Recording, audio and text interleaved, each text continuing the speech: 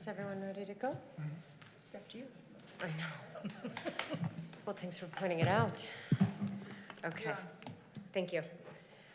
Welcome, everyone. Today is October 24, 2019. And if you are looking at our agenda, we are now starting our regular city council meeting. It's 7:03. Please join me for the Pledge of Allegiance.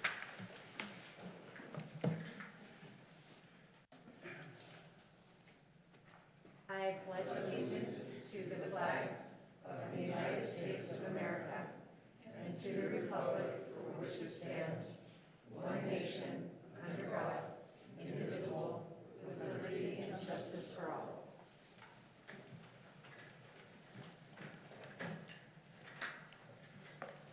Section 551, approval of the minutes for September 9, 2019. Is there a motion? I move to approve as written. Thank you, Mike. Is there a second? I'll second. Thank you, Tony. Is there a discussion? Seeing none, I'll call for the vote. All those in favor? Aye. Motion passes 5-0. Mayor and council reports. I will go first. I want to apologize for not being able to attend the last meeting. I was on at a conference, but it was not a conference for my direct mayoral duties. But I have attended now 2 Association of Government meetings. My microphone's loud and weird. I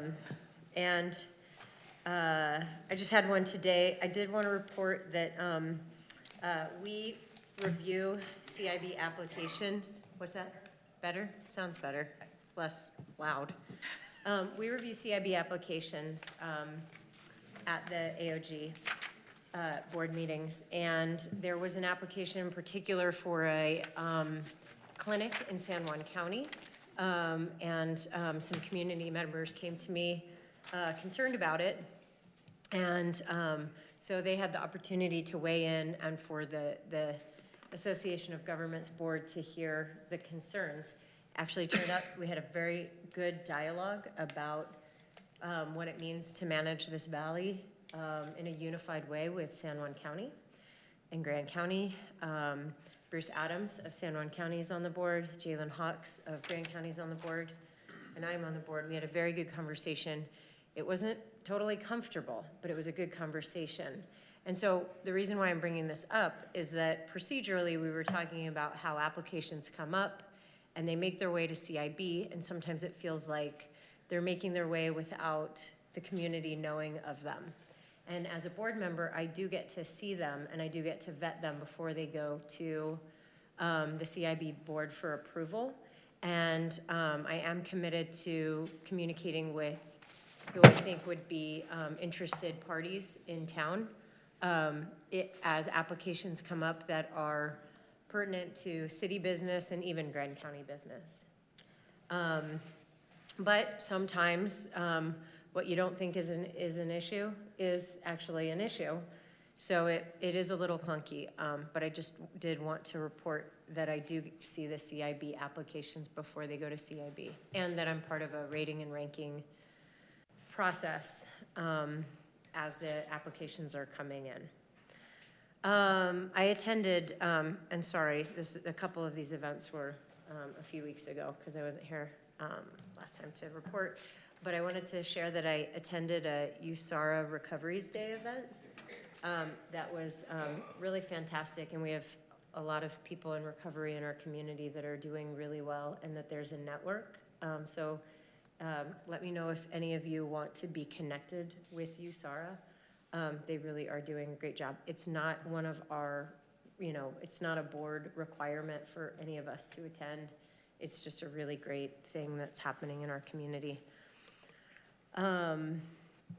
We've got ongoing Mill Creek stakeholder meetings happening, and at those stakeholder meetings, we're getting organized for a really specific upcoming community engagement process. So I just wanted to let everybody know that that hasn't fizzled away. It's just getting more refined now that we have survey results that are getting analyzed. And Betsy is from the Park Service, and PCA is the facilitator for that, as you know, Karen. I'm on the board for the League of Cities and Towns. We had a legislative strategy meeting a couple Mondays ago, and the league puts together what we find to be our priorities for entering into the next legislative session. And so I'm going to share those with you all once they're published as meetings from that strategy session.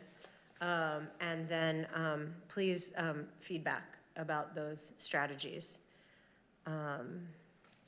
And just a reminder that I sit on the board as a representative of not just Moab City, but of southeastern rural Utah. Indigenous Celebration Day happened on the 14th, and it was a beautiful celebration. I just wanted to say thank you to the Native American Club for doing the food and organizing and paying for the hoop dancer, who was incredible. And then also, oh gosh, what are they called? Intertribal. They're a new organization, intertribal group, intertribal circle.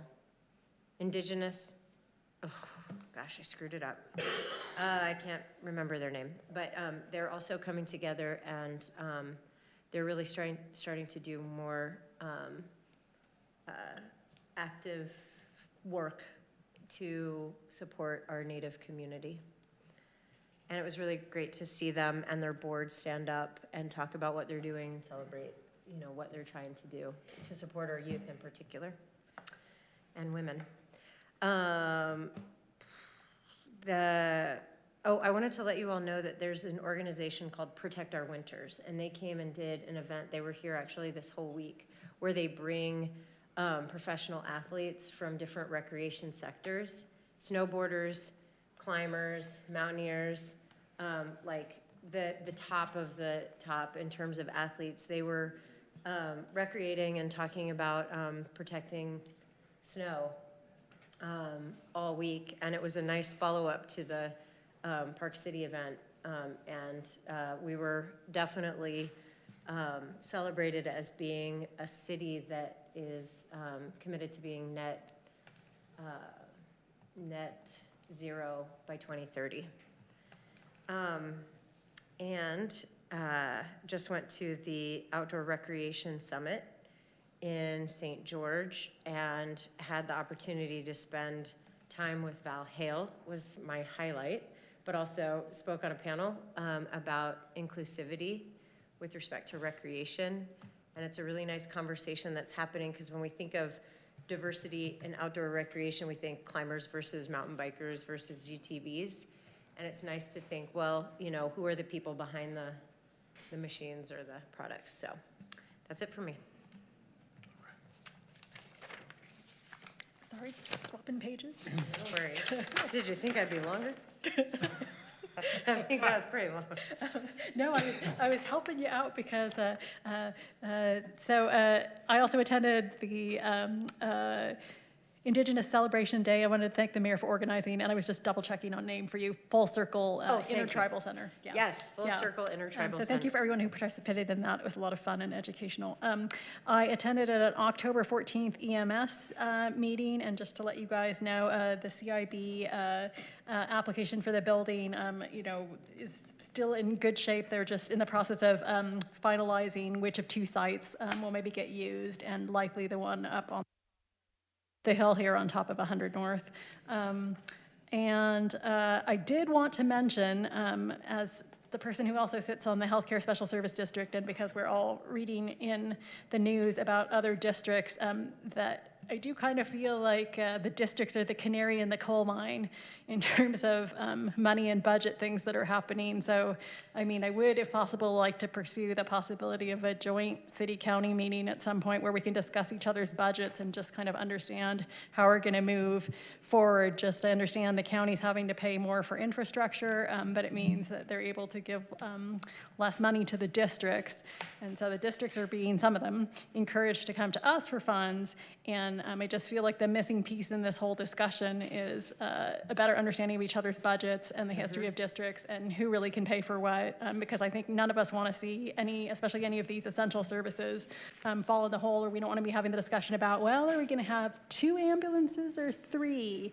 Or, oops, you're the third call or no ambulance for you. So I'm just hoping we can better understand each other's situation and then figure out how we're going to help take care of some of these districts one way or the other in the coming year, because some of them are taking hard hits, and I'm just hoping we can have that discussion. Let's see. I went on the 15th of October to the Beacon Lights On event, which was just great fun. Lots of superheroes of small and large size there. Thank you for the police department for being there. And I learned the proper way to greet a dog. I think I kind of knew, but it was fun to see the people in costume to help practice that.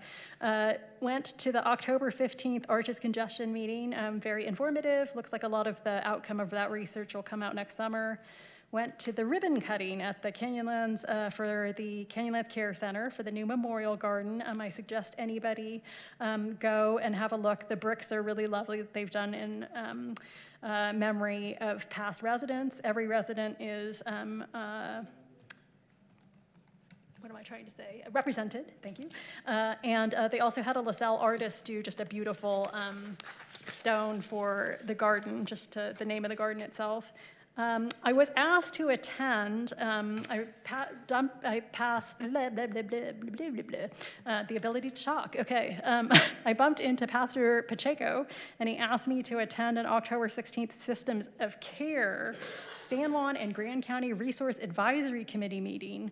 And I went, and what I wanted to let you guys know is this is a new group through the state that brings together a lot of healthcare organizations, but then also other service organizations dealing with all aspects of physical and mental health and helping youth and people in crisis. So I can give you guys all a list, but they're going to be meeting quarterly on the third Wednesday every 3 months. The next meeting is going to be January 15th, and they were hoping that someone from the city could come to those meetings. And in a nutshell, if I understand what they're doing, it's basically trying to help families who are dealing with difficult familial situations where they're being forced to have the choice of maybe sending their children out of the community to get services, to actually work as a group and put together a team to help those families have, keep their children in town. So it's a resource-proven program. It sounds fabulous. I wanted to thank again the police chief, had Sergeant Palmer there. So anyway, maybe I'll discuss with you guys if somebody wants to go, or I'm happy to go. Final things was, somebody told me I'm still listed as the city rep on the trail mix meetings, and it was my understanding at the beginning of the year I wasn't supposed to go to those anymore, so I haven't been going, and I think maybe David was going for a while, but I wanted to clarify who, if anyone, was still going to trail mix meetings. So, last things, the Moab Area Community Land Trust, if you guys didn't notice, I had the wrong date initially, I thought it was early November, is having their house 1 to 3 this Saturday, October 26th, and I understand you can dig up plants and crust. And I also went to the Mayberry Preserve open house, and that was fun because I learned about planting crust. The other thing, because we're also focused on housing, I wanted to point out, I think most of the council got an invite, but I don't know about the public, is that Western Rivers is having an open house for their new guide house. And I think as we all discuss housing and employee housing and great employers who are providing that, that will be Friday, tomorrow from 2 to 6 p.m. And let me see, I got an address here somewhere. 1991 South Highway 191. I think that's it, other than I got to go to the Ken Slight film on October 12th at Star Hall, and I have not been in Star Hall since it was busting at the seams with people in a while, and it was great, great fun, and I suggest anybody interested watch the film. Thanks, Ronnie. Did you want an answer about who's going to trail mix? Yeah, maybe that would be helpful, because I don't, yeah. When we get to Joel, we can. Okay, great. Thanks. I'm stunned at how hard you guys have been working. Meanwhile, I've been playing in the country of Jordan, and it's pretty cool actually, because when I was a little kid in Sunday school, and you learn the Old Testament, and Bethlehem was here and Jerusalem was here, and Jesus did, and so on. I stand right there at that spot. I mean, right on a ridge, you know, overlooking the Jordan Valley. Say Bethlehem was that way, and so it was pretty cool. Plus all these Greek and Roman ruins as well, and so it's a country that's really short on water. It makes Utah look wet by comparison. And so it kind of makes you realize that if you think the world's got lots of room for lots of new people, make sure you have water for them, because they don't. And so that was the main thing. And on that subject, by the way, the USGS came out with a with a new report which they delivered at a conference, but it's not yet released for publication, and it still has to undergo peer review. But the interesting thing about it is that the so-called safe yield number, quite a bit smaller. It's down at a number comparable to what we're extracting from wells already. So that would be big news. Well, I think that once we get to that final report, analysis, and presentation, that'll be really helpful. We will. We got to wait for the report. It may take months or a year to get it reported. It's coming. That's it. Thanks, Mike. I attended a housing authority meeting.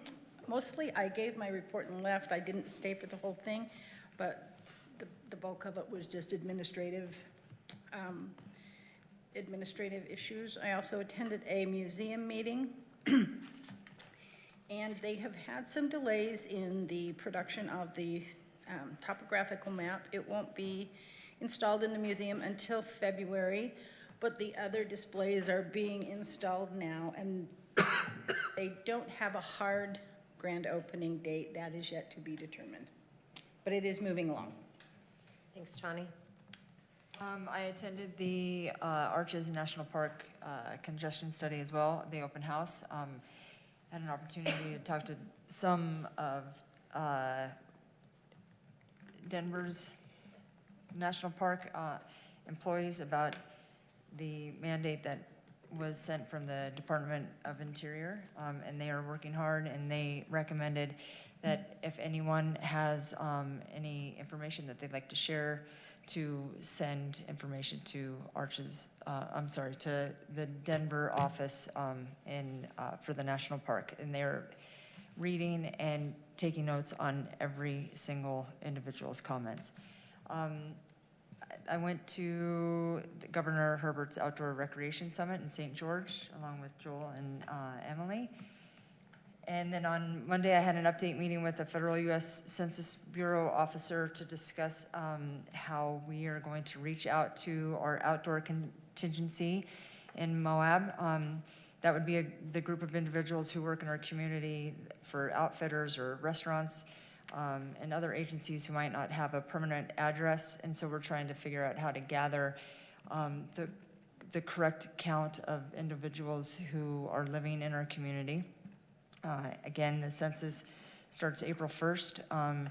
Right now, we're notified that there's a funding opportunity for anyone who would like to be part of the complete count that I'm chairing. If there's any groups out there, I've reached out to the interfaith religious groups in town, and I haven't had any participation from them, and it would be great because the whole point of the census is to get in a complete and accurate count, and it's the best way to do that is from individuals to hear that it's safe, it's protected information, and it's extremely important. And so we need trusted voices in our community to reach out to residents.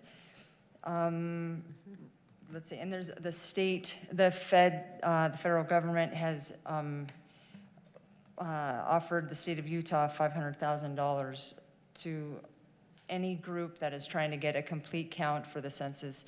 And the proposal to send in is now until November 8th. And so if anybody's looking for funding to help with getting flyers or buttons or anything that you think would be effective for your group or your entity, that is available now, and you can find that on the utahcensus2020.com website. So that's it. Thanks, Karen. I attended a solid waste special service district board meeting, and then I was traveling for non-council work, so that's it. Thanks, Kaylin. We are at section 7, administrative reports. Joel. Well, we're going to be somewhat quick tonight because it's been a long day. First, I would like to remind everyone that open enrollment for garbage, if you want to change your garbage service, is going on right now, and that's done October 31st. So if you want to change your recycling, you want to change your cans, you want to change your service, now's the time for a few more days. To council, we have active shooter training scheduled for November 12th. I don't know if you've seen that yet, but there's 2 different spots. If you'd like to join and come participate, you're more than welcome. I want to thank our staff for Street Fest. They did the Street Fest a week and a half ago now, and it was awesome. They did a really, really good job. If you have never been to Street Fest, and I don't mean the Saturday part, I mean the Monday through Thursday part, you got to check it out. And they do 24-hour painting contests where artists come in and they get their canvas stamped, and they take it out, and they have to go to certain locations, and they have 24 hours to get it back, and then it gets all judged that night, and they get awards, and it blows my mind what someone can do in 24 hours. I couldn't do that in a lifetime. So, but I do want to thank Liz and Makeda and Sosh and the staff and the rec department. I mean, that went on for about 8 days, and they were there all day, every day, and it was unbelievable. And we did a different layout this year, so it was all on one block, and it was all one big garden, so there wasn't segregated off areas, and I thought it worked really, really well, and I think we have some great ideas to make it even better next year. So if you didn't make it this year, you should definitely come next year. Yeah, the turkey trot is coming up on November 16th, so grab your turkey collar, get ready to run. The Moab Showdown is still taking applications. That's the 7th through the 10th. And at our next meeting, we will give you guys an update on Walnut Lane, the finance, and definitely from police department. As to the trail mix issue, I think we probably need to review who's doing everything. So I will tomorrow at our department head meeting pull up the list, and we will go through it, and at our next meeting I'll give We you a full typically do update. it the first Yep. meeting in January. Yeah. So, I mean, we're 2 months away. Yep, but I think I'm with fine with just doing it now instead of in January, if I you think feel with like- David leaving, yeah, I think there's probably a couple that have had some holes in them because we didn't pick them up, and so I think it's probably better to do it sooner rather than later. Okay. So, that's it, Mayor. I just to you as the chair. Our other presentation we just need to do is above 9.1 under the Rocky Mountain Power Update, and that's a Got it. function of us not having our normal meetings pre-meeting today because Great. we were all gone. So. Okay, we're moving on then to section 8, citizens to be heard. Carrie. There you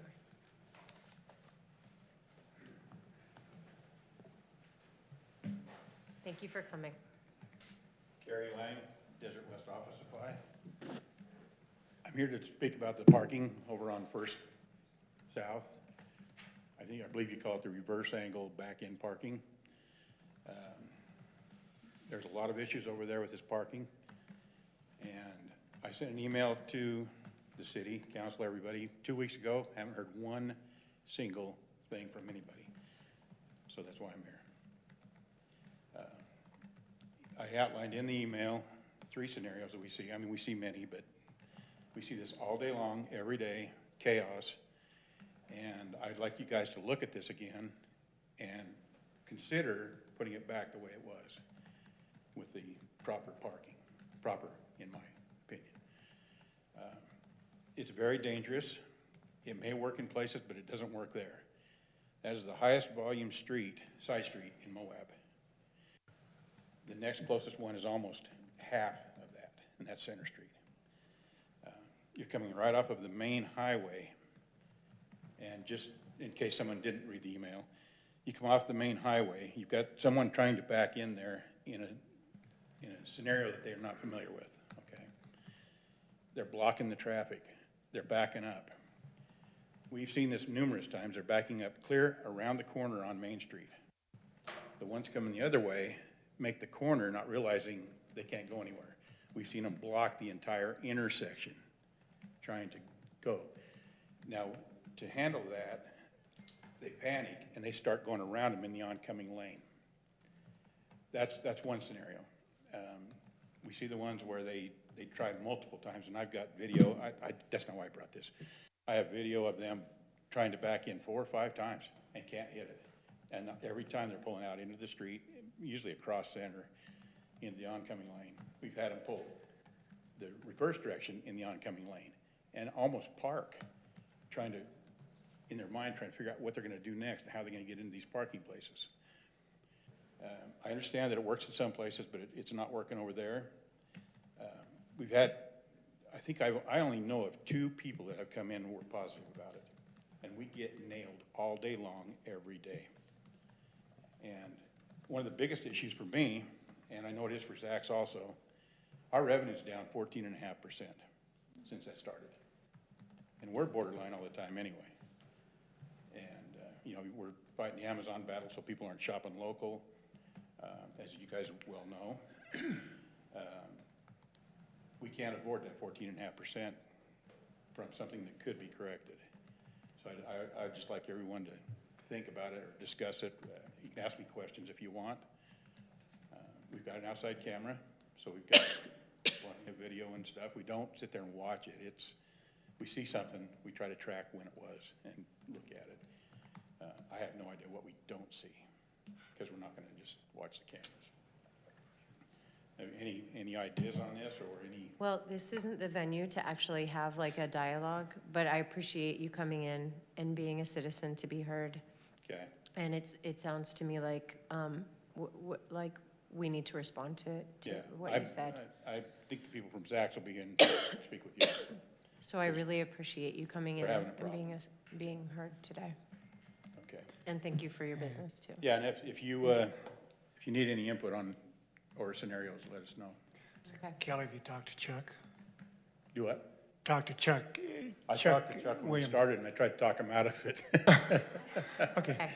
well, yeah. Well, this isn't really the venue for a Right. Q&A or a workshop, but I'm really appreciative that Well, you if you need me came. to come in and talk to the workshop, let me know. Thank you so much, Carrie. Thank you. JJ.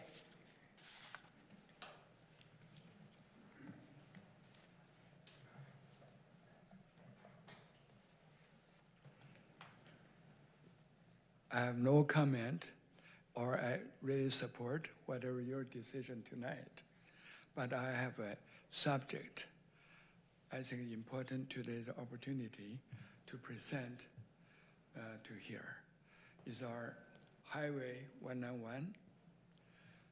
I think maybe you all have the experience like me. I have to go to Grand Junction, do something, okay? When we got back, after we passed the arches, whoa, the long lines of cars cannot move like this, like this. I said, what happened? What happened to our town? Something happened in our town. In Moab? No. The bridge is good. Bridge is up. Even the bridge, 2 line come to Moab. 2 line from Moab go to Arches. So 2 line traffic. But when you pass the bridge, suddenly become 1 lane. So this car, this car, this car, this car. That's one problem. Why the highway so wide now, even today? We don't have to, until they widen it. Even now today, they can make it 2 lane, 2 lane. So cross the street, cross the bridge, keep going. Immediately after we cross the bridge, we become like this. Very difficult. I believe most of you, you don't go to Grand Junction, you come back from Grand Junction. What happened in town? Number 1, problem. Number 2, is the traffic lights. By the river, there's a highway. They need turn into this our main street, 191, all right? So there's a traffic light. The light, red light, green light. Red light, yellow light, green. Red light, yellow, green. They're very even. That even make it worse, right? But if you count the car, maybe you got 10 cars this way, 1 car come this way. My impression in the main street, our side street, always very short. 2, 3 cars, you're turning, change the lights. But the highway 191, I agree. Our main street, time is longer because more cars on the main street, so they got longer time when the traffic lights changing lights, okay? This one, I think we can control. Moab City can control. The traffic lights, so that one, 101, or anyway, the river, that one, if the same time, plus 2 lines, because 1 line, that causes trouble. That's my feeling. I think today is the good time. Is that not the, I agree with everything you talked today, okay? No comment. But I want to take this advantage, present to you, so get your attention, so maybe we can work with the UDOT, and also our city can control some traffic lights. That's my... JJ, thank you for your comment, and thank you for sharing for the good for the community. I'm sorry, because I discussed with my friend too loud. I apologize. It's no worries. But if anyone ever needs to have conversation, the hallway is not even a good place to do it, but there's always that front hallway and there's some seating there too. So if anybody gets very excited to talk. Thank you, JJ, for your comments. So I mean, that light can be very short time for the smart drive, longer time for the changing lights, longer time for the bridge, short time for the Yep. right? Change it. Well, yeah, 1 day, make it 2 lanes. yeah. They don't have to wait. That's my recommendation. Thank you so much. Thank you for your comment. It helps. It gives us muscle with UDOT. Thank you. Okay, I don't have any other forms. Are there any other citizens to be heard this evening? Before we do our Rocky Mountain Power presentation, Deb, it's so good to see you, but I'm going to have to ask you to wait just 1 moment. Because I got to do something else. Not real quick. It's not going to be real quick. Let's see. You're tall. Would you mind standing up and just holding this for me? It's a Tom Till image. It's matted and framed in a way that it just hangs on the wall of courthouse towers. Chris, would you mind standing up for me?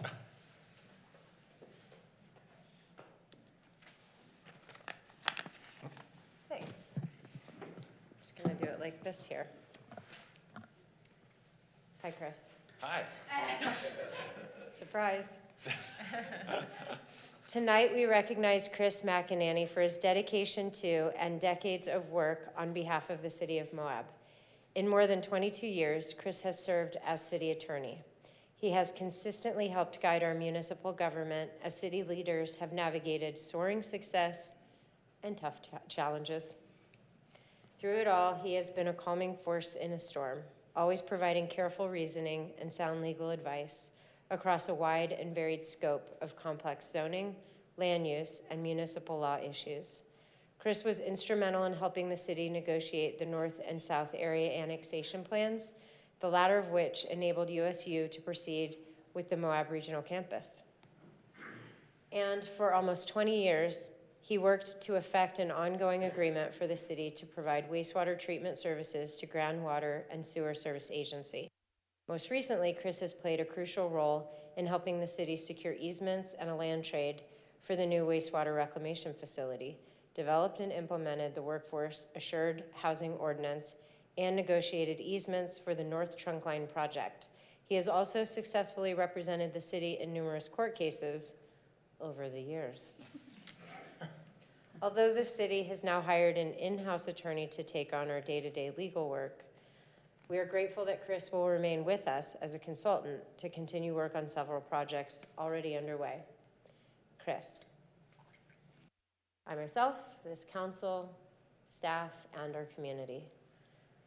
We all thank you for your years of service to the city, and we offer this plaque and this picture and our sincere gratitude to you on this behalf.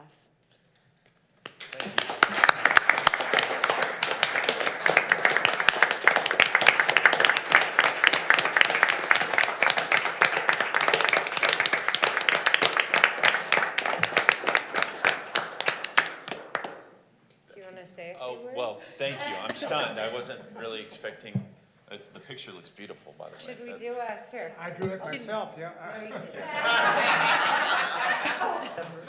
I was looking at it as I was reading it. All right. Come here. You gotta participate. It's like the student of the Student of the month. month. Remember to ask for your $50. Yeah. Well, thank you. This, I'm stunned. This is beautiful. How it's like mounted. but Oh, yeah, it's a- absolutely beautiful. It's a specific type of print that goes on the Yeah. metal. So Wonderful. it's frame free.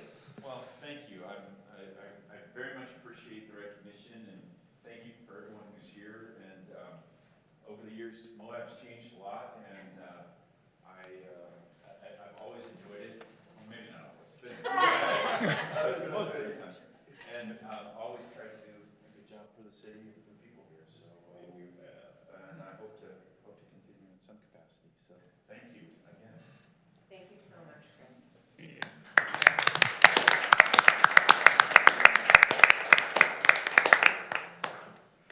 Well, maybe even tonight.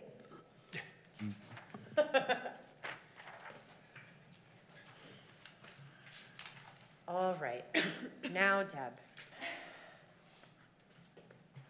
Come on up. And welcome. So we're on section 9, presentation, and 9.1, Rocky Mountain Power update. Welcome to City Hall. Deb Dahl. With Rocky Mountain Power, our good partner. I want that remote up, if you don't mind, just for later. No worries. You can stand if you want to. If you're like me and been sitting all day. Actually, yes, this morning I started at 6 heading to South Pole Mine. And then came across highway or interstate I-70 to make it here tonight. So Thanks first for of all, being here. thank you so much for this opportunity. For those of you that don't know, I think you all know, I'm Deborah Dull. I'm the Regional Business Manager for Rocky Mountain Power. My service territory responsibilities are Carbon, Emery, Grand, San Juan, Sevier, and Wayne counties. I have a great feeling for Moab. My husband's mother still lives here, who will be 90 on Christmas, and lives by herself. She's totally independent, and and this is a second home for us. So, about once a year, I try and come and give an update of what's going on with Rocky Mountain Power and Moab City.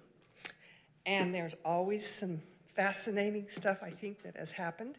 And this is one of the highlights of what I do. So, to begin with, I'm going to talk about HB 411, which in truth you guys can tell me more about than I probably know. For one thing, we have, right from the beginning, Moab has been included in those discussions. Joel has been on the phone and joined.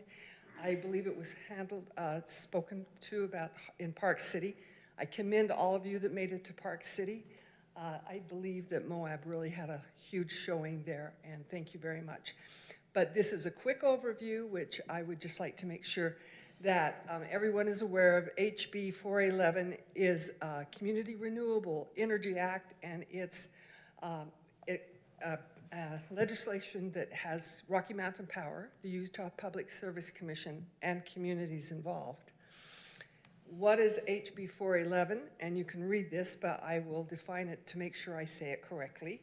It allows Utah municipalities served by Rocky Mountain Power to develop a community renewable energy program to achieve a net 100% renewable resource energy goal for all customers within Moab City by 2030.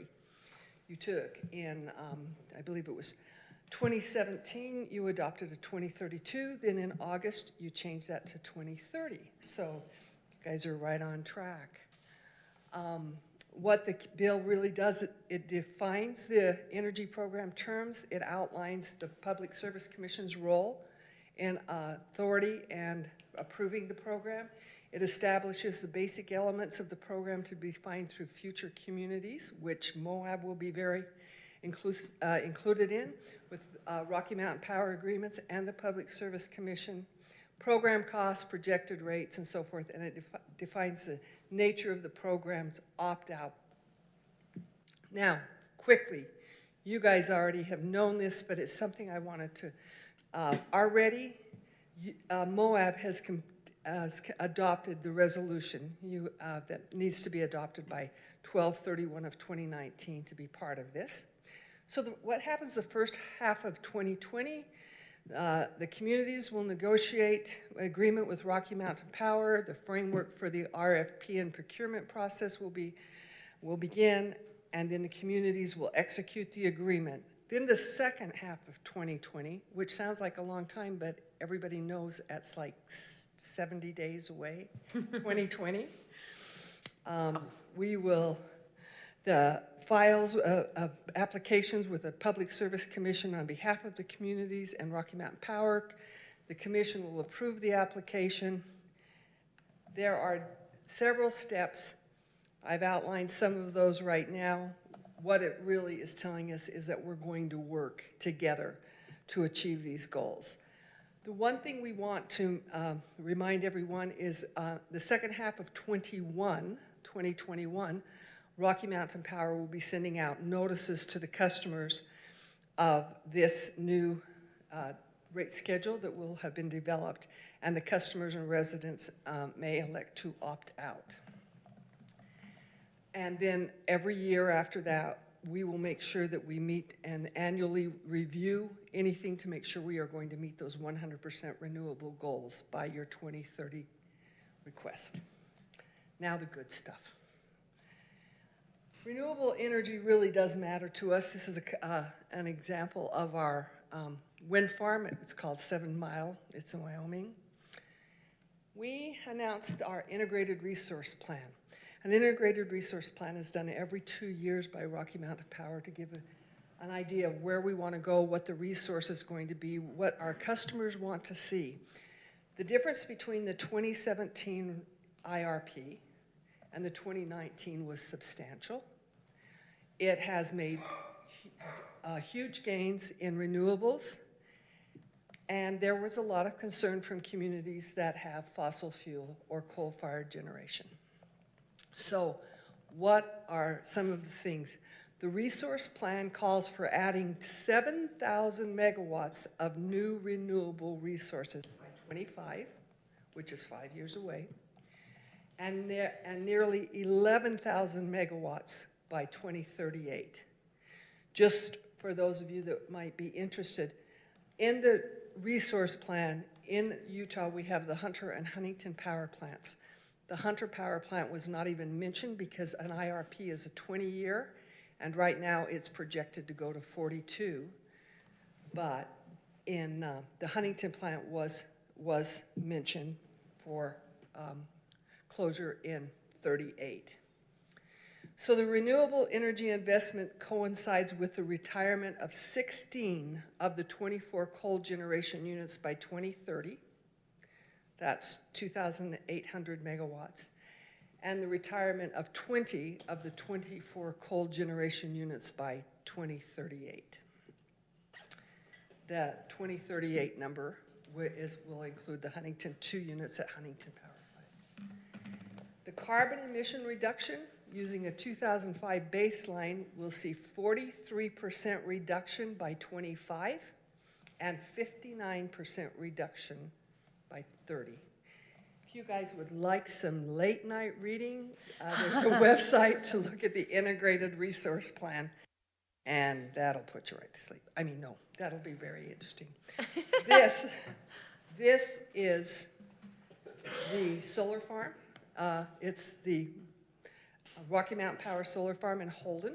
And just for those of you, just as a reminder, Moab City participates in Blue Sky and in Subscriber Solar. And this is a picture of our Subscriber Solar Farm. Hey, I think I just saw the panels that I own. Now the fun part. Now we got to the good part. All right, guess what? Moab's been the first in how many things? Green power, EPA, Blue Sky, so many different things. Well, I think we were here last year and talked about Rocky Mountain Power had decided they were going to build a Blue Sky solar project. First one we have done, and it will be in Moab. We are breaking new ground. We are learning a lot, and let me tell you, your staff has been really helpful. I commend Chuck's department. Rosemarie is on the phone with us all the time. We are learning as we go. So this is how we wanted to give you a projection of the milestones. So the pre-project studies, and 131,000 of that is going to be Rocky Mountain Power funds. It's not going to be Blue Sky funds, but they're going to be Rocky Mountain Power. We started it in June. It's going to take us until about the end of February of 20 to finish these first pre-project studies. Then the project preliminary design is going on at the same time. It actually started the first part of this month, and it is going to take us probably until April of 20. And you guys see, I'm not telling you specifically this is going to happen because we haven't done this before. So I'm sure we're going to encounter things that we hadn't thought about. We'll be about 75 completed with that preliminary design by April of next year. The interconnection agreement, the contracting, the permitting, all of that, we have started. We have been working with both with Moab and other entities. We began that in July. We figure that is probably going to take us until June 1st of 20. And let me explain for one thing. An interconnection, and you'd think, well, Rocky Mountain Power is interconnecting into Rocky Mountain Power. Why would it take 322 days possibly to do that? It's because it's a queue process, and we do not go to the top of the queue just because we're Rocky Mountain Power. We go in on the queue wherever it is, and we have that many interconnections, agreements, interconnection applications that we're looking at. We are treated just as though we are a totally different entity. Then the Blue Sky funding implementation process will begin in May of 20, and we figure that's going to take us until about April of 20 because we've never implemented Blue Sky funding for a solar project in the community before. So again, we're going to be learning as we go. The RFP, when you look at that, you're thinking, wow, in July of 20, you go out for an RFP and it's going to take you clear till October 31st. We know that there is going to be a lot of negotiations, a lot of questions, possibly what they bring back and tell us that they think they need to do. We may have to adjust accordingly. So Halloween, next year, this time, the RFP should be back in. The construction contract award will be, the start date, we'll be looking at it in September of 20, and we hope to award it by November 1st. So just about a year from now, we'll be awarding that contract. Fantastic. Groundbreaking and construction, the interconnection, that's when those Blue Sky funds actually come in. That will start in November of next year, and we assume that it'll take us until about April 1st of 21. And the operational and ribbon cutting ceremony, we're hoping will be April 1st and May 1st of 21. So it will be the first Blue Sky Solar community build in Rocky Mountain Power. So exciting. Now, quickly, I know I only had 10 minutes. I just wanted to talk about some of the other things we've done this year. So where does this array go physically? This is going to be at the golf course. At the golf course. At the golf course. And thanks to Eric, we were on a conference call the other day, Eric Johnson. He wasn't on the call at the time, but we were talking and we were trying to figure out exactly where it's going to be situated. None of us golf. So Eric used to be a caddy, I guess, in high school, so he provided us, well, if they chip it this way or something like this, and it was great. So your staff has been amazing on other things too. So let's just talk about quickly what we've done in 2019. Dark Sky Compliance Lighting Initiative. You had voiced to us you really wanted us involved. Kalen was involved with this. I think that he would confirm Rocky Mountain Power sat down to the table, we worked through it, we went through procurement, we looked through engineering and so forth, and we tried to partner very closely and lockstep to get that initiative. As you know, we were very supportive of your Moab Municipal Outdoor Lighting Ordinance Amendment that you did in August. We have the electrical vehicle charging station. Thanks to Speedball there with the electric car. Don't tell. The mayor, when she drives an electric car, at Rocky Mountain Power Service Center, and that's a fast charge. So fast charge, and then of course there are other locations in Moab. Each year you have to renew your EPA Green Power Community Certification, and we work closely with you to make sure you do that. You had some questions on the water treatment plant this year. You had a new treatment plant, have a new public works director. There was some questions on the bills and so forth.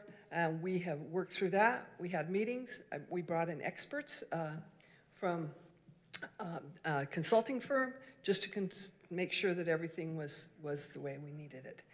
I got a phone call that said, have you got summary billing? And I said, sure enough, let's work through that. And we got that done. I got a phone call from Carrie not too long ago about Walnut Lane Trailer Park, questioning whether the power was on at some of the facilities, some of the locations, and what was going on. We met out there and we took care of that. So those are just a few of the things that we have done in the first 10 months, or the 10 months of our partnership in 19.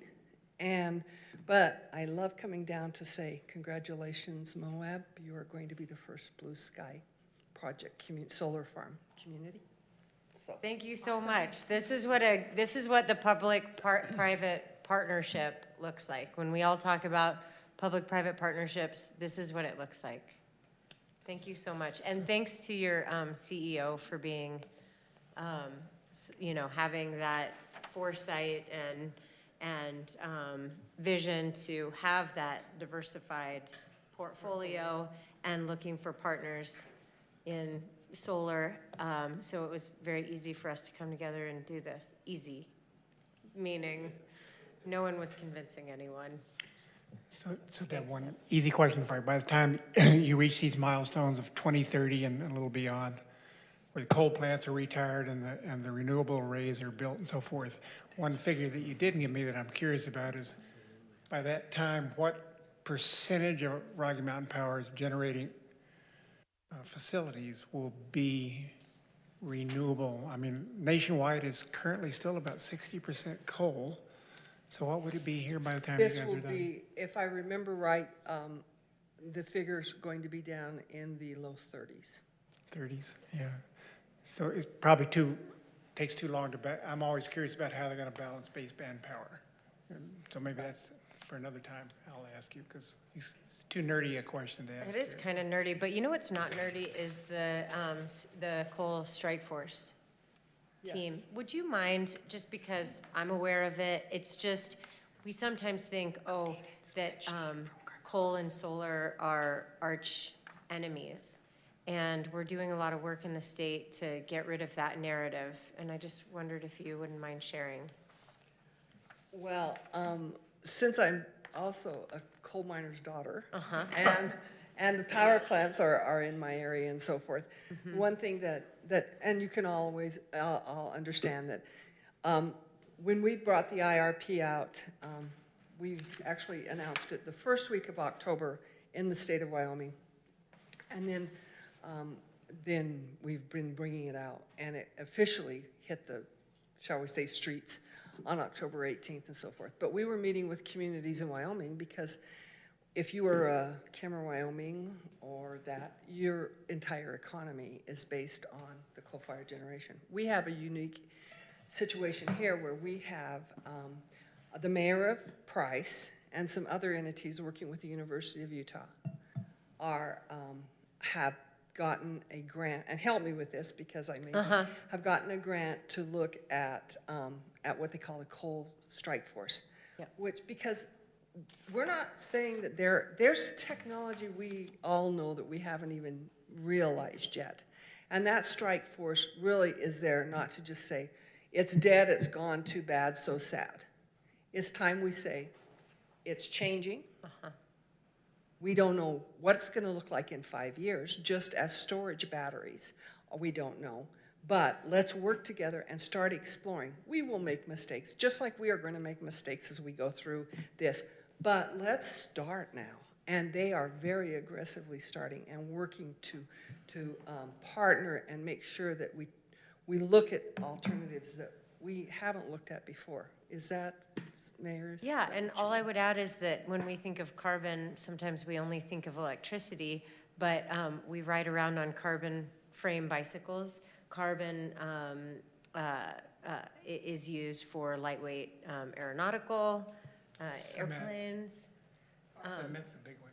And with the strike force in particular, they're looking at things about like education and diversification and what tourism would look like for Price, and just kind of taking a bigger picture of what's happening as the industry changes.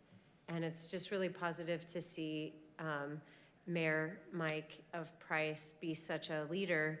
Yes. His job is at the coal plant. Yeah. And he's such a leader for his community in going through this transition and change in the industry. Well, and I can tell you that storage is amazing. Rocky Mountain Power is putting a storage battery in the Panguitch substation to help with, and that's something that's kind of, it's proven. We're not an R&D kind of group. We put the big end of the pole in the ground and put the wires on it. That's what Rocky Mountain Power does well. But we are looking at that. And storage, battery storage, I had 2 individuals fly in from Houston last week and sit down and talk to me about battery storage for large industrial customers in extraction business. So it is changing. We are just on the beginning of it, but the coal strike force and others like that will help us find the solutions. And Mike is in the 2038 plan, so. And I do believe, and I will counsel you as I counseled at a meeting that we had with a bunch of the commissioners and so forth for Carbon, Emery, Grand, San Juan. Carbon, Emery, San Pete, and Sevier, on what the future held, is if you saw this big of a change from 2017 to 2019, those numbers are going to be drastically different.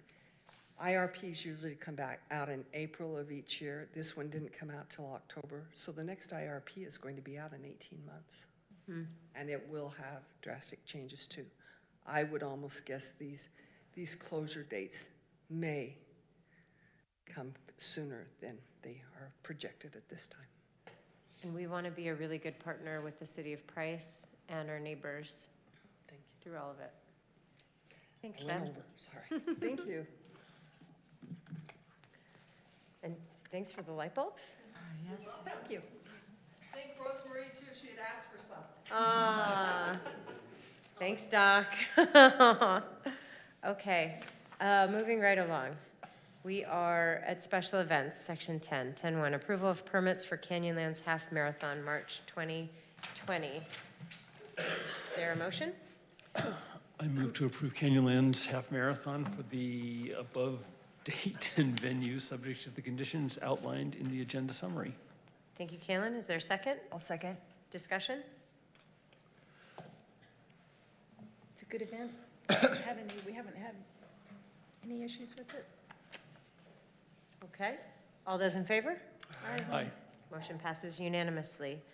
11.1, new business. Approval of the Moab Downtown Parking Structure Design Consulting Services Agreement with $848,600 fee and authorizing the mayor to sign the agreement. Chuck?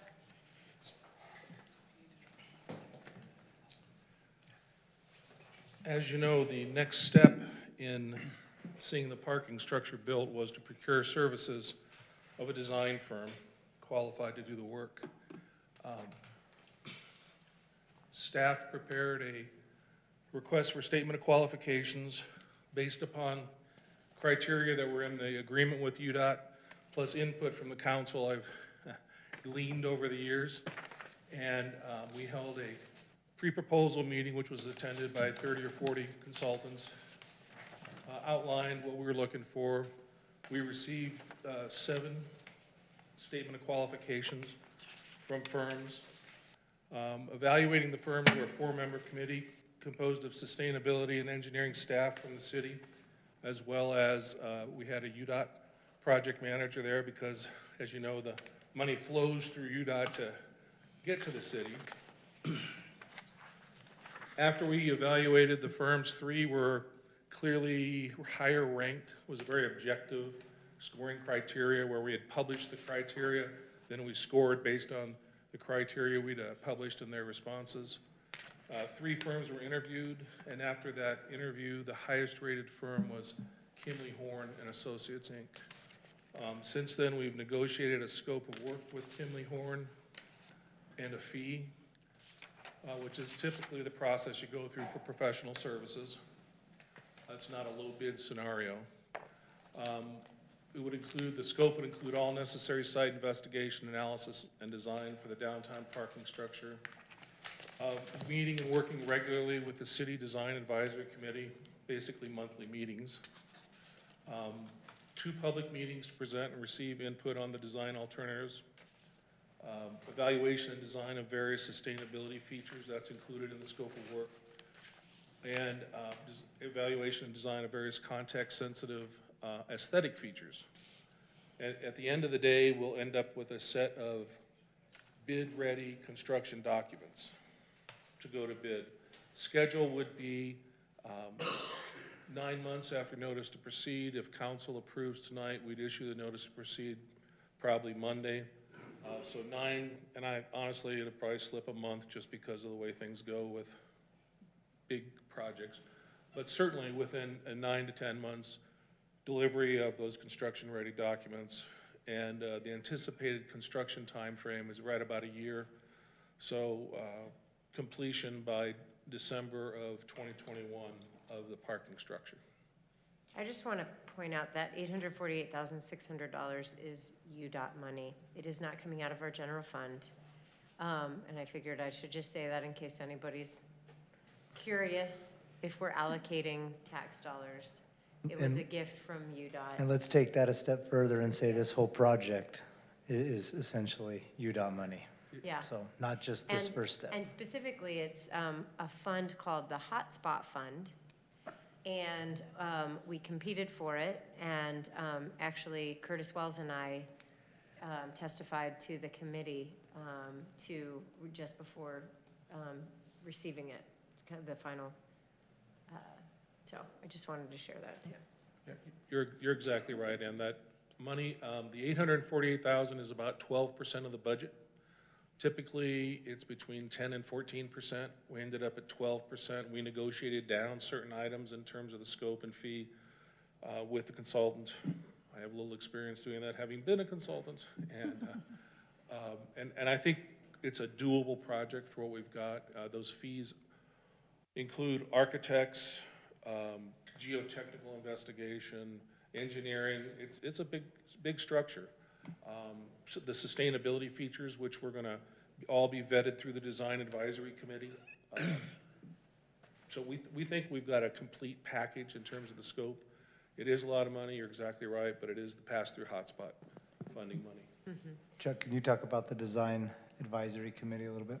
Yes. So the Design Advisory Committee is composed of 2 members of the City Council, Kaylin Jones and Karen Guzman Newton. Becky Wells from the Planning Commission, 4 business people. I guess I can say their name out loud. You can, They've all yes. agreed to do it, so. John Knowles, Mike DeHoff, John Knight, John Knight. Why do I keep, oh, there is a John Knowles. formerly Strata Solar. Yeah, sorry, Mr. Knowles, sorry, Mr. Knight, yeah. John Knight, thank you. I haven't met him yet. We've just been emailing and talking over the phone, so. Okay. Once I put the face to it, I'll be better at that. Faye Hutchins, Uh-huh, the owner of Spa Moab. that's right. Mike DeHoff, Mike DeHoff, who owns Owner. Eddie Line Welding. who's the 4th? So Chuck, is the design still one, nominally one floor underneath in a basement and 2 more above ground level? So one of the thoughts that we've come up with, originally we were thinking we would need to go a full floor underground, but that was going to depend upon depth of groundwater, soils, et cetera. But in talking it through, and in fact, Kimley Horn came up with the idea, and I'm sure others might have as well, but I got to give credit where credit's due, is the concept of a garden level ground floor. Because if we do have to go below grade, it costs about 150% as much as the above grade stalls because of ventilation, storm drainage, all of those things. But if we can go half down, which is what we're calling garden level, we'll have open ventilation, which is one of the Park Smart and sustainability features we want to do because it lowers the electric bills as well as cuts down on the cost, the initial capitalization cost. So we think we can get those out. It would be like 4 stories, but half of the bottom floor is underground. 4 or 3? 4. Oh, I thought there were just 3 beginning, but maybe I... Well, we don't know yet. That's going to come out. We're going to have multiple design alternatives. You know, we've got the location's the current city parking lot off of Center, and we know that we're going to have to expand beyond that somewhat. We don't know which way yet because the footprint there is probably just not quite big enough to get the 320 stalls, which we're aiming for, which is what the UDOT agreement was for. But once we get into it, if we can do it in 3, we will. But the way to keep it from going higher was come up with the idea of half floor for the 4th floor down below. And we'll, if that makes, if I'm communicating. Kayla and Karen, thank you for serving on the Design Advisory Committee. Yeah, and if I may, to finish that thought, I don't want to belabor it, but so the committee, we've already scheduled 4 meetings with them between now and mid-December, and we anticipate they'll be involved a lot. So we appreciate that time, but we're going to rely on the committee to, help us a lot, interface with the public, even though we have the 2 community meetings, as well as interface with other business folks and elected officials, though staff will be available too. Chuck, which staff are on that committee? Which committee? The Design Advisory Committee. Oh, so we're going to have, I'm going to be the project manager, and Rosemarie Rousseau has agreed to, did I get her name? To work with us on the committee. Okay, yeah, thanks. I just had one question about Kimley Horn. I take it they have the capacity, sustainability-wise, to take on what we might want to do? Yes, so in parking garage world, it's called Park Smart certification. They took the Green Building Council and have turned it into, I think, international standards. And Kimley Horn has Park Smart certified engineers and architects and managers who will be involved as we present those alternatives to the Citizens Design Advisory Committee. There are costs associated with all of those and commitments associated with all of those Park Smart certifications. Whether or not we can really get to being certified, it's too early. I wouldn't speculate, but there are things, not only building materials, there's maintenance methods, there's technologies that we're trying to serve. I mean, all of that will be open for discussion as we get into it, but knowing that we have a budget we have to meet too. So, but yeah, we hit it pretty hard on the sustainability focus on all the firms, and And even after they came in as the highest ranked, I called and said, you know, we're serious about this. And they go, absolutely. And we talked about it more, and I'm convinced they have that ability to give us what we need. Or I wouldn't have, committee wouldn't have recommended. 7 lead certified staff members. Great. Any other questions for Chuck? I would entertain a motion. I'd move to approve. Get out. Go. Okay, I Get move out the to gloves. approve the downtown parking structure design consulting services agreement. This isn't worded right. For $848,600 in fees and authorizing the mayor to sign the agreement. Thank you, Tawny. I'll second. Thank you, Mike. Discussion? Call for the vote. All those in favor? Aye. Motion passes unanimously, 5-0. Thank you, Chuck. Thank you. 11-2. I guess you're sticking around, Chuck. Quitclaim deed granting an insignificant portion of real property to Dan Mick to address a boundary issue along Rotary Park. In exchange, Dan Mick will be granting the city a portion of his property. So I'm gonna talk to you about this one. Chuck can stay there in case you have Okay. more in-depth questions. I'm trying to pull up the puck real quick. It's giving me grief.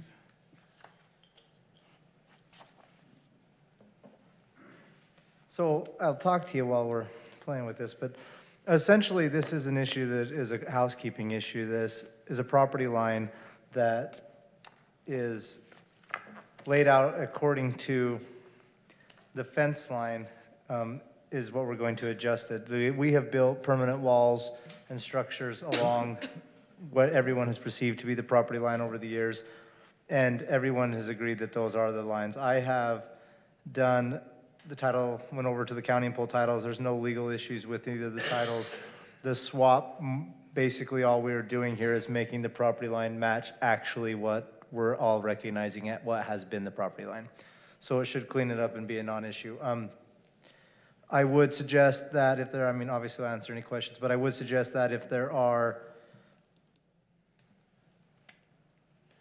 if there is a motion to approve, that a motion to authorize the mayor to execute the quitclaim deed be conditioned upon them executing theirs prior to us executing ours, so there's no issues of us getting our titled land back in our situation.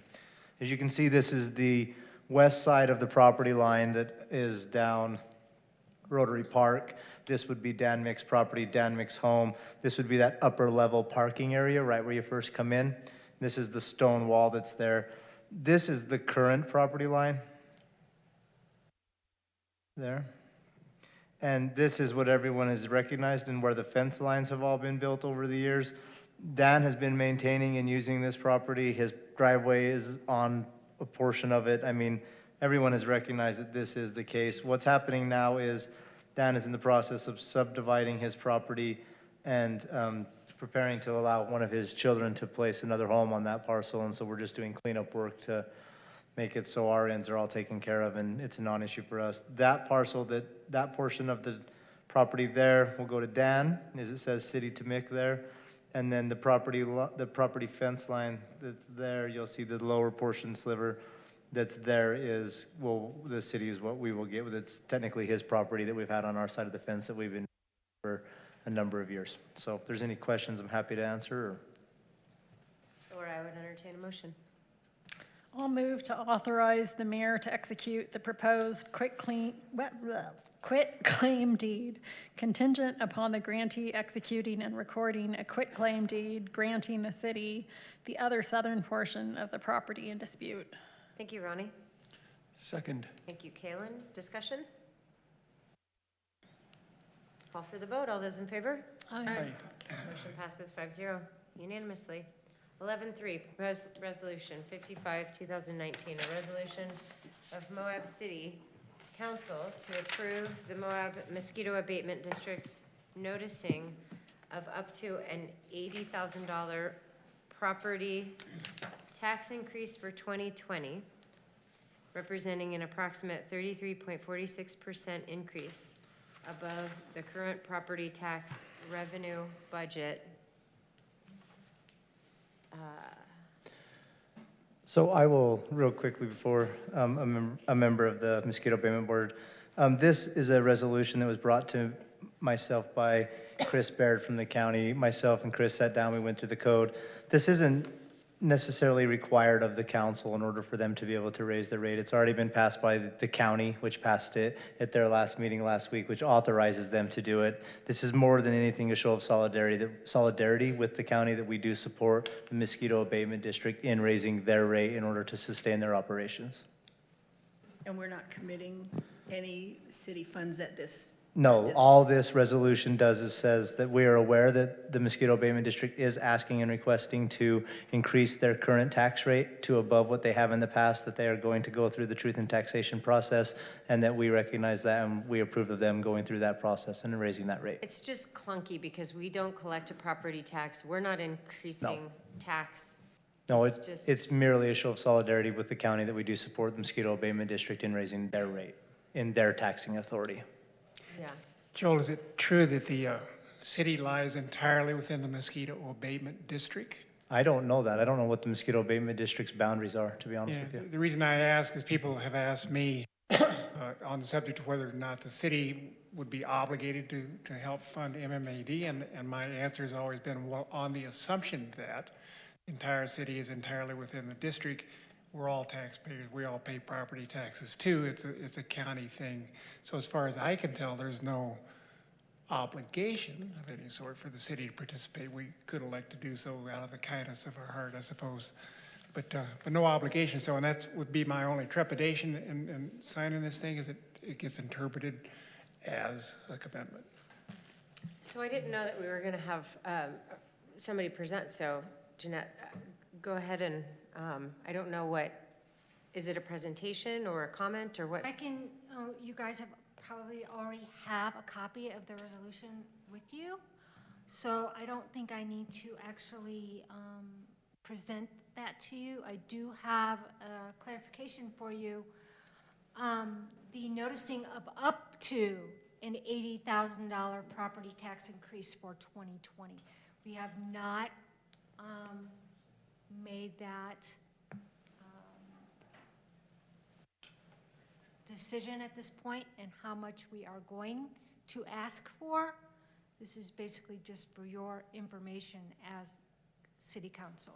Thanks for pointing that out. That language is going to be important. Because we're as of right now, we are approximately $100,000 in the red. So approximately, it's probably around $100,000. So just like any other taxing entity, they're required statutorily to follow the truth and taxation process. This is just their first step. That is what they're saying that they're going to request through their process. They will have to have public hearings. Public will have the opportunity to come into their meetings to comment on that request and before they could set an actual rate. So they're a long ways off from determining their actual rate.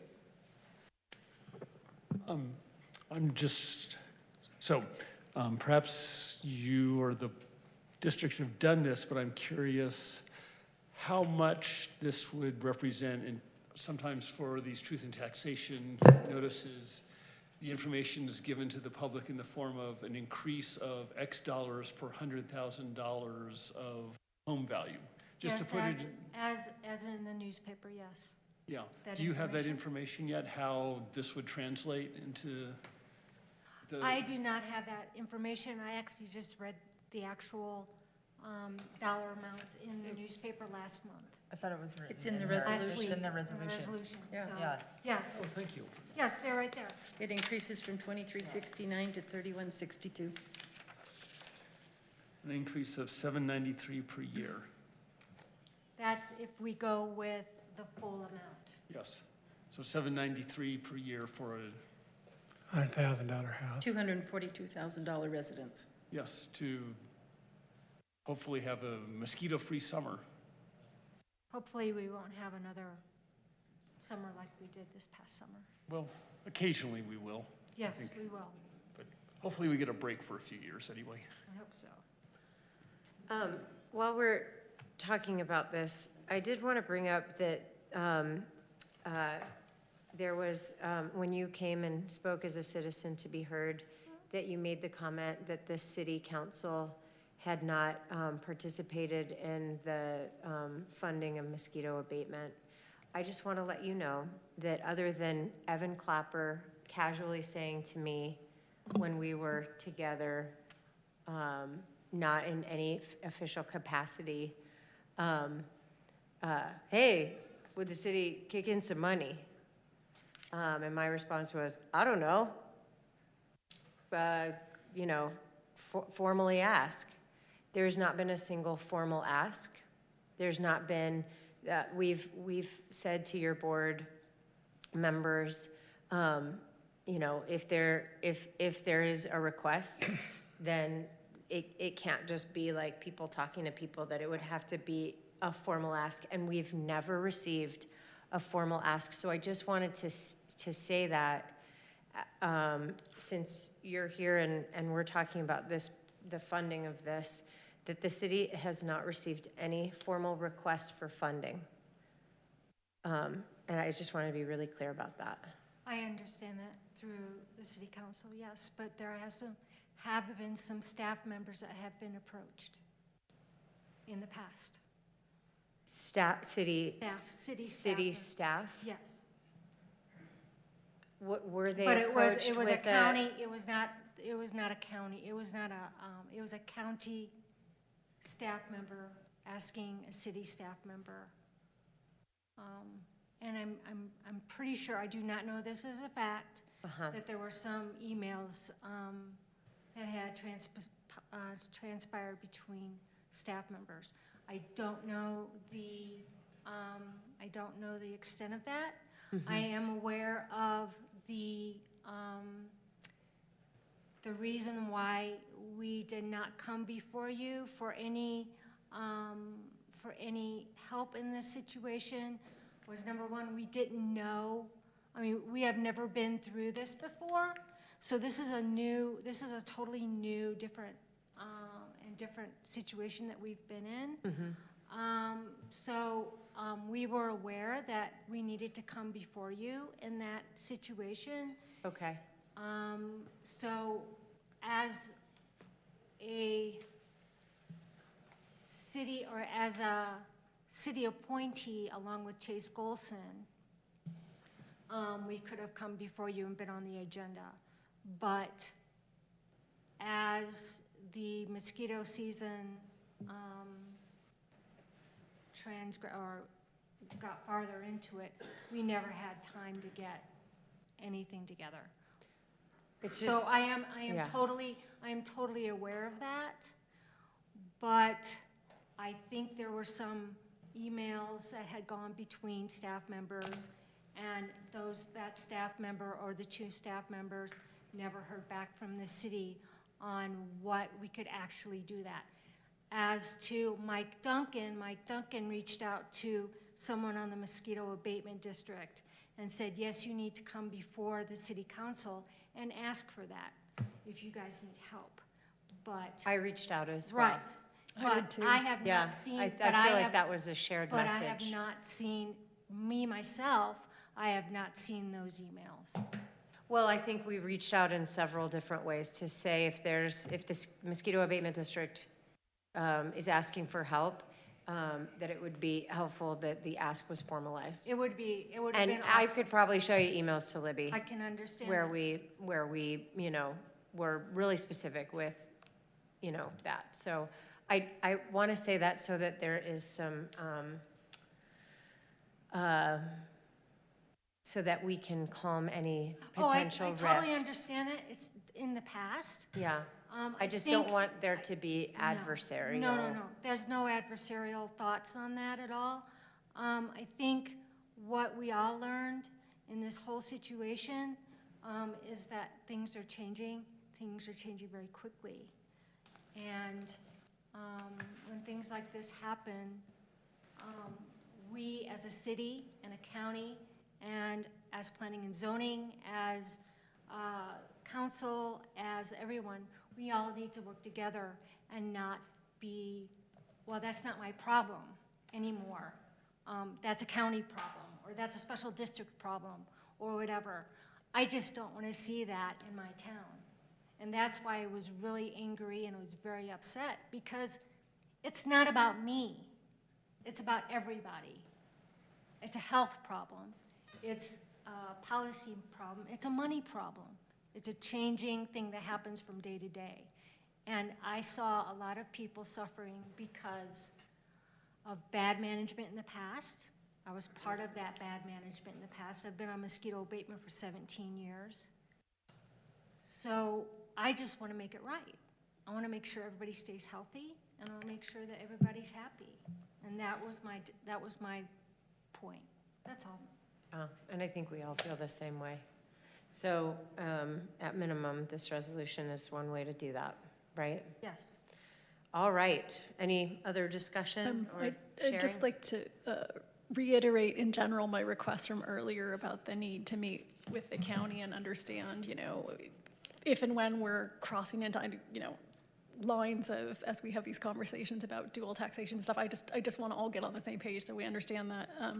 So we're all clear on what we can and can't fund. But I have a devil's advocate question for the attorneys about this. So like, I'm totally in favor of allowing truth in taxation to move forward. One thing I'm slightly uncomfortable about is I didn't know, since I have no experience doing something like this before, given that we don't lobby a property tax, should I be looking at some kind of budget or something? Because I feel like when I first read this, I was just being asked to say, okay, this is just my step in allowing truth in taxation to move forward. But as it was being read tonight, I got the impression that I was also saying $80,000 is the right thing to do, and I just feel like I haven't personally studied that. It's not really my place. I just want to understand. The number's not what you're supporting. I mean, the $80,000 is just saying this is the max. Yeah. We're aware of that going into this. If you guys didn't pass this, if you tabled it, chose not to take action on it, or flat rejected it, it will in no way stop their ability to go forward. The county's already passed it. That's all they legally need to proceed. All this is a show of solidarity that you support them in their tax increase. That's it. It does say in just the agenda item, it's to approve MAD noticing. Excuse me? So in the agenda item, it says the proposed resolution is for us to approve the mosquito abatement district noticing. Yeah, you're just Approval of noticing. Yeah, it's your approval that you're in support of what they're doing. I mean, that's all that it is. That's all that this is saying. You're approving, they're noticing that they're going to go forward and do this. It's just funny that it's approve and not support. You can change the motion when you make it. But that was Chris's, for Yeah. what it's worth, it was Chris Baird, the county clerk's language. Yeah. I don't have any issue with that. I'd support you changing it or not changing it. It's sixes to me either way. And since you're part of mosquito abatement, the city is part of mosquito abatement. What do you mean? It's actually, the city's boundaries are within the mosquito abatement district. Therefore, you guys need to know as a council what's going on within your city. I mean, ultimately, yeah, solidarity. I would just want to be, as a member of the city, I'd like to know where my money's going. So for me to come before you and say, hey, I'm thinking about spending this money, and coming before the commission or council makes total sense to me, even if the verbiage isn't exactly what you might want to say. It's just weird. I mean, and I know I'm it's still young, but like I've never seen. And for clarification, Yeah. it's not our money. We're not spending money on this, because she just referenced, you would want to know where your money's being spent. This is We're all taxpayers. Yeah, no. It's our individual money. Yes, Yes, as and- citizens, My this is your property money. tax This is money not that I city pay. tax money that's been Right. collected going to Right. this. The mosquito abatement district gets my tax dollars. Absolutely.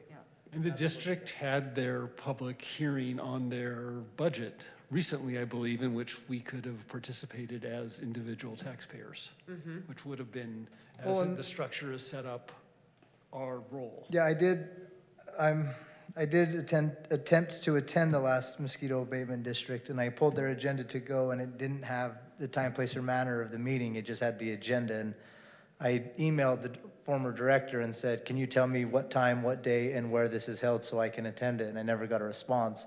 So I would hope in the future going forward that the meetings are being noticed in a proper way, because like I said, I wanted to attend the last one, and being a newbie to town, I didn't even know where they were held, so I missed it. But as citizens, yeah, these notices are for you. They're for you to attend these meetings. They're for you to go forward to them, so. But that is not city money being spent on this. Yeah. Okay. I would entertain a motion.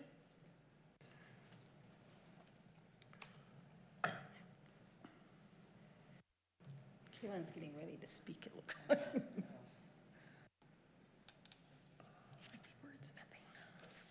Do we have a suggested motion, or are we?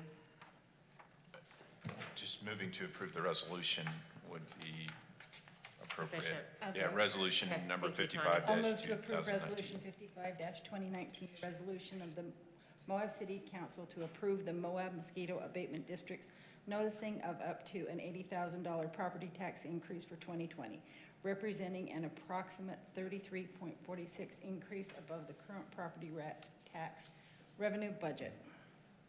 Thank you, Tani. Is there a second? Second. Thank you, Kaylin. Discussion? So I'd just like to point out to each other and our listening audience that my understanding is that there hasn't been an increase in a while, and as we saw recently, there was a budget shortfall at the district.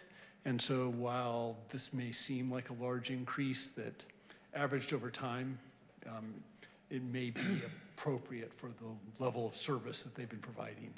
I think we all witnessed the dramatic decline in mosquitoes that were plaguing the town after they started taking more aggressive action. And so I hope that this supports them in following through on their process, and if the community supports them in the formal process of changing their tax rate, that it leads to more stable and sustainable service provision by the district. I'd just like to add that despite my reluctance for the city to get involved, I, as a taxpayer individually, very much support the Mosquito Abatement District's efforts, and I think the tax increase is needed and justified. And I hope the citizens go that way at the vote. Okay. All those in favor? Aye. Motion passes unanimously. Number 13, nope, sorry, number 12, approval of the bills. We don't have to. We don't have to approve the bills? I don't want to. I move to approve the bills against the city of Moab in the amount of $376,179.12. Thank you, Connie. I'll second. Thank you, Karen. Any discussion? All those in favor? Aye. Motion passes 5-0. Motion to adjourn? So moved. Thank you. Second. Thank you. All those in favor? Aye. We are adjourned. Thank you, Emily. At 8:35.